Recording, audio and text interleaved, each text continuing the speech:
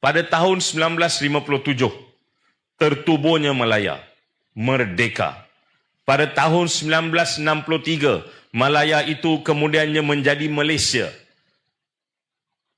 Pada detik 31 Ogos 1957, 12.01 pagi, 7 jam sebelum Tuanku Abdul Rahman mengangkat takbir 7 kali merdeka, merdeka, merdeka di Stadium Merdeka tersebut, automatik kewarganegaraan kepada mereka yang tidak dilahirkan pada waktu itu di Malaya, yang datang daripada China, yang datang daripada India, yang datang daripada kawasan-kawasan luar daripada Malaya.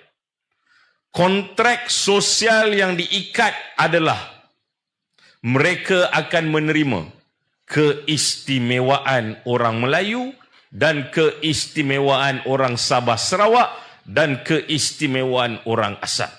Bila kita bercakap tentang orang Melayu, kita jangan lupa bercakap tentang orang asal.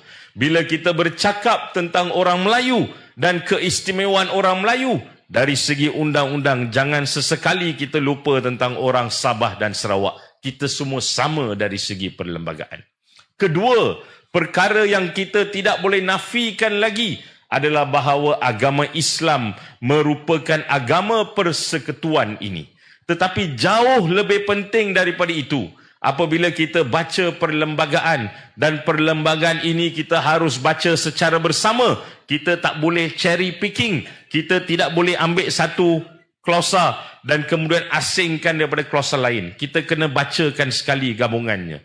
Ada satu perkara yang membezakan agama Islam itu, iaitu agama Islam seperti mana nyatakan oleh rakan-rakan saya tadi, dia mempunyai ketertinggiannya di dalam perlembagaan. Di manakah letaknya ketertinggian tersebut, tuan-tuan dan puan-puan? Adalah perkara 11 dalam kurungan 4. Di mana agama-agama lain tidak boleh dikembangkan kepercayaan dan doktrinnya kepada agama Islam, kepada penganut orang Islam. Sebab itu kita special Islam tersebut. Dan sebab itu di Malaysia ini, acuannya tidak ada di negara lain.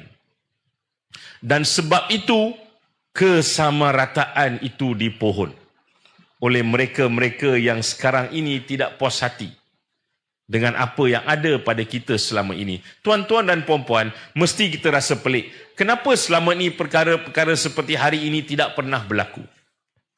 Tuan-tuan dan puan-puan di hadapan saya jauh lebih berusia, jauh lebih berpengalaman dan jauh lebih bijak daripada saya. Anda semua pernah mengharungi pelbagai cabaran hidup. Malaysia daripada era pemodenan membawa kepada isu krisis ekonomi dulu, membawa kepada isu-isu lain. Anda lebih tahu daripada saya. Kenapa isu-isu hari ini tidak pernah berlaku sebelum daripada ini, tuan-tuan dan puan-puan? Sebab orang Melayu itu kuat. Sebab orang Melayu itu kuat dari segi pegangan politiknya. Sebab orang Melayu itu kuat dari segi kuasa politiknya. Masalahnya bila Melayu mula berpecah. Dan Melayu tidak akan menang dan Melayu tidak akan berkuasa kalau kita tidak ketepikan perbezaan-perbezaan kita yang kecil ini. Kerana kita mempunyai matlamat di hadapan yang jauh lebih besar.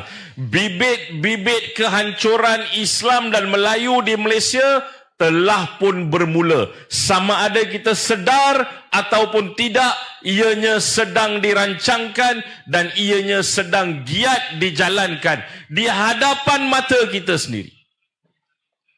Dan masalahnya adalah kita terlalu taksub kepada pemimpin. Minta maaf cakap. Kita tidak lihat kepada kekuatan diri kita dan kita tidak lihat kepada kekuatan agama kita. Kita tidak lihat kepada kekuatan bangsa kita.